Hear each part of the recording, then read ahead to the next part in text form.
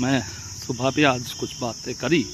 देखो, न्यूज जो आ रही है इस समय प्रेडोमिनेंटली ये पता लग रहा है कि टीएमसी की पार्टी एक त्रिपुरा की कोई एक बहुत ही मतलब रजिस्टर्ड पार्टी है, बट उसको कोई जानता नहीं है, उस तरीके की एक पार्टी में अपने आप को ज्वाइन करवा लिया है। 20 लोग हैं उसमें, सुधीर बंदोपाध्याय से लेकर दुनिया भर के लोग उसमें है। अब देखिए क्या है, बीजेपी की तरफ से ये जो प्रयास हो रहा है उस प्रयास का क्रिटिसिज्म तो अपने हिसाब से हो ही रहा है, बट जो सयोनी घोष वाली मैटर है मैं उस पर थोड़ा सा ज़्यादा प्रकाश डालना चाहूँगा। सयोनी घोष पहले लेफ्ट में थे, लेफ्ट की प्रोपागेंडा मूवीज करती थी, बाद में क्या हुआ कि वो टीएमसी में आ गई। टीएमसी में अपनी टैलेंट दिखाते हुए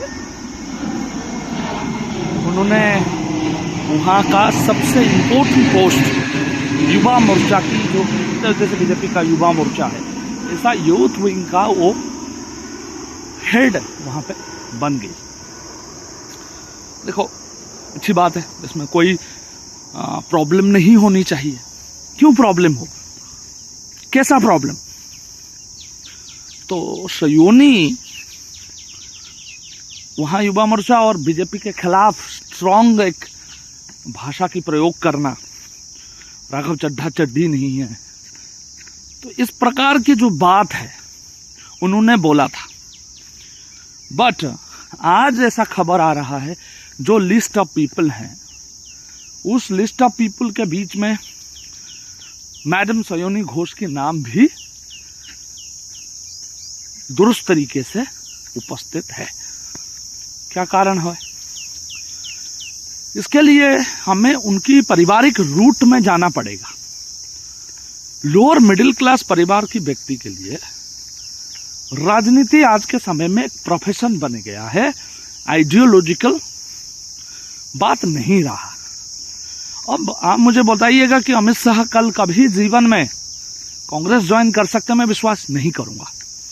राहुल गांधी, जयराम रमेश, दिग्विजय सिंह, इस टाइप के लोग कभी बीजेपी ज्वाइन कर सकते हैं?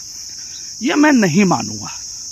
प्रकाश करात, वृंदा करात, वीडी सतीशन, इस टाइप के लोग बीजेपी ज्वाइन कर सकते हैं, इस प्रकार का विचार मैं नहीं मानता, क्योंकि आइडियोलॉजी है। तृणमूल कांग्रेस जैसे पार्टी में, बीजू जनता दल जैसे पार्टी में, वाईएसआर कांग्रेस जैसे पार्टी में कोई आइडियोलॉजी नहीं होता। They are devoid of ideology, and because they are devoid of ideology everything seems fair and good for them. राजनीतिक विधि और व्यवस्था एक तरफ है, आइडियोलॉजिकल लड़ाई एक तरफ है। आइडियोलॉजिकल लड़ाई लड़ते लड़ते आप ढेर हो जाइए, जीत जाइए, उसका विषय अलग हो सकता है।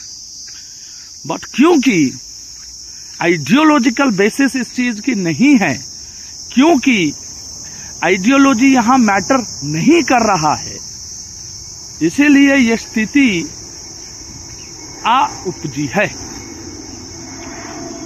मैं कारण कहने लग रहा था, तो लोअर मिडिल क्लास परिवार से पैदा हुई जो बच्ची है उसके लिए 34 साल की उम्र में पॉलिटिकली सस्टेन करने की इच्छा करना एक्सपेक्टेड लाइन ऑफ थिंकिंग है, ना कि गलत थिंकिंग है। उनको जो ले रहे हैं उनको जवाब देना पड़ेगा, उनको आंसर देना पड़ेगा, वो उनको क्यों ले रहे हैं। मैं कल भी सौमित्र खान का इंटरव्यू देखा सुना, तो मुझे ये प्रतीत हुआ वो अभी भी कह रहे हैं हम उनको नहीं लेंगे। तो आप मुझे ये कहना चाहते हैं कि आपके विदाउट सपोर्ट बीजेपी के, विदाउट इनडायरेक्ट और डायरेक्ट सपोर्ट ऑफ शुभेंदु दादा, it is possible? I am not going to agree with you. It is not possible to agree with you at this point. About it, sir. जीवन में दोस्त और दुश्मन की पहचान करने का एक ही रास्ता है। दोस्त दोस्त इसलिए कहा जाता है क्योंकि बुरी वक्त पर वो आपका साथ देता है।